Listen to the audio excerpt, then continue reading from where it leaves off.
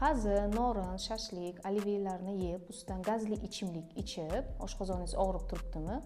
Oshqozon kasalliklarini asosiy sabablaridan biri 80% holati bu Helicobacter pylori infeksiyasi hisoblanadi. Qolgan 20% holatda esa bu noto'g'ri ovqatlanish, ya'ni ovqatlanish orasidagi oraliqni uzayib ketishi va achchiq, sho'r, qovurilgan, xamirli ovqatlarni haddan tashqari ko'p iste'mol qilishimiz hisoblanadi.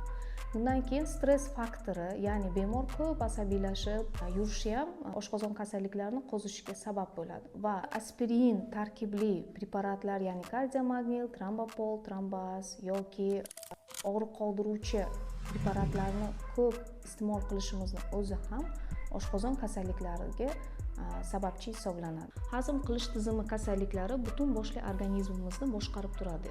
O'sha uchun oshqozoningizda muammo bo'ldimi, vaqtida shifokorga murojaat qiling. Bizning klinikada oshqozon muammosini tekshirish uchun kerakli barcha tekshirish usullari mavjud, ya'ni gastroskopiya, ultratovush tekshirishlari, qon analizlari. O'z vaqtida murojaat qilsangiz, sog'lig'ingizni qayta tiklashga yordam beramiz. Bu videoni oshqozonni doimiy bezovta qilib turadigan tanishingizga yuborib qo'ying.